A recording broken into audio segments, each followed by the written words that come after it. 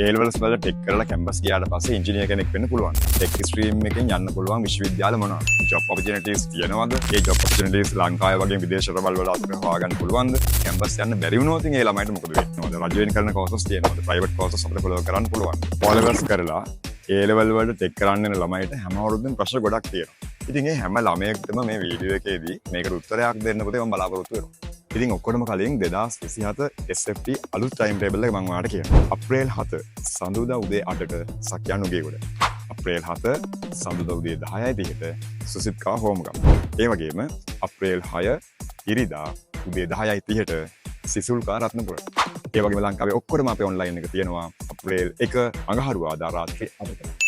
එතකොට tech stream එකෙන් campus ගියාට පස්සේ ගවර්න්මන්ට් කැම්පස් වලින් පුතේ මේ අවුරුද්දේ ඉඳලා ඉංජිනේර් කෙනෙක් වෙන්න සියලුම දේවල් මේ වෙනකොට සම්පාදනය වෙලා තියෙනවා. ඒ නිසා ඔයාලට බය නැතුව පුතේ ටෙක් ස්ට්‍රීම් එකෙන් ඉංජිනේර් කෙනෙක් වෙන්න ඉගෙන ගන්න පුළුවන්. ඒ වගේම තමයි ටෙක් ස්ට්‍රීම් එකේ ළමයිට IT සයිඩ් එකත් එක්ක ගියොත් සොෆ්ට්වෙයාර් ඉංජිනේර් කෙනෙක් වෙන්න අවශ්‍ය නම් ඒ පැතිවලටත් පුතේ යන්න පුළුවන්. ඒ වගේම ටෙක් ස්ට්‍රීම් එකේ ළමයි ජපුර කැම්පස් එකෙන් පටන් අරගෙන කොළඹ විශ්වවිද්‍යාලය, ඒ වගේම කැලණිය විශ්වවිද්‍යාලය, ඒ වගේම පුහුණු විශ්වවිද්‍යාලය, වයඹ විශ්වවිද්‍යාලය, සබරගම විශ්වවිද්‍යාලය, ඒ වගේ පුතේ ලංකාවේ විශ්වවිද්‍යාල රාශියක ටෙක් ස්ට්‍රීම් එකේ ළමයිට ටෙක් ෆැකල්ටිස් ඕපන් කරලා තියෙනවා. අලුත්ම පාඨමාලා කරන්නේ දේශීයව හා විදේශීයව පුතේ ජොබ් ඔපචුනිටිස් වලට ගැලපෙන විදිහේ උපාධි පාඨමාලා තමයි දාලා තියෙන්නේ.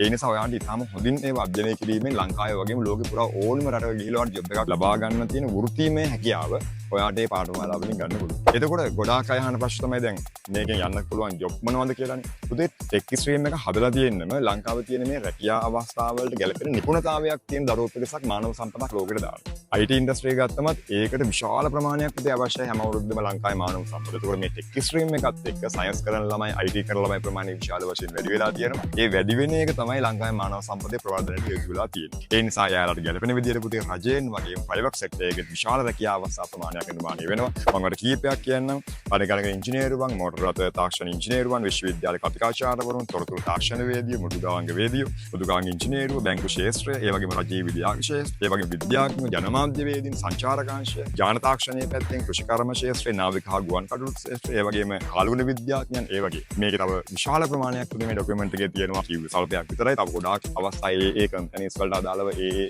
ඩිපාර්ට්මන්ට් වල අදාළව තව මේවා බෙදි බෙදී යනවා පුතේ. ඒ නිසා මේක ටිකක් සංකීර්ණයි. එහෙම මෙහෙම වචන කියන්න බෑ. ඔයා කැම්පස් එකේ කෝස් එකක් ෆලෝ කරනකොට සාමාන්‍යයෙන් 3rd year වගේ වෙද්දී ආපහු ඉන්ඩස්ට්‍රියල් ට්‍රේනින් එකකට දානවා. එතකොට ඔයාලට මම මේ කියන කොටත් වඩා හොඳින් ඔයාලට තියෙන ජොබ් ඔපචුනිටිස් ගැන අවබෝධයක් ලබා ගන්න පුළුවන්. ඒ වගේම ලංකාවේ ගවර්න්මන්ට් කැම්පස් වල වගේම පෞද්ගලික විශ්වවිද්‍යාල රාශියක ඔයාලට පුතේ උසස් අධ්‍යාපනය හදාරන අවස්ථාව හම්බ වෙනවා. ස්ලිට් එක, ඇපිට් එක, සේජිස්, NIBM එක, සිනික් කැම්පස් එක, ඒ වගේ ලංකාවේ තියෙන පෞද්ගලික විශ්වවිද්‍යාල වල ගොඩ වෙලාවට පුතේ සයන්ස් ස්ට්‍රීම් එකයි ටෙක් ස්ට්‍රීම් එකයි කරපු ළමයිට විතරක් කරන්න පුළුවන් කෝසස් ගොඩක් තියෙනවා සමහර කැම්පස්. ඒ සියලුම අවස්ථා ඔයාලට හම්බ වෙනවා. ඒ නිසා ලංකාවේ පෞද්ගලික රජයේ විශ්වවිද්‍යාල රාශියකට ඔයාලට පුතේ යන්න අවස්ථා මේ ස්ට්‍රීම් එකෙන් හම්බ වෙනවා.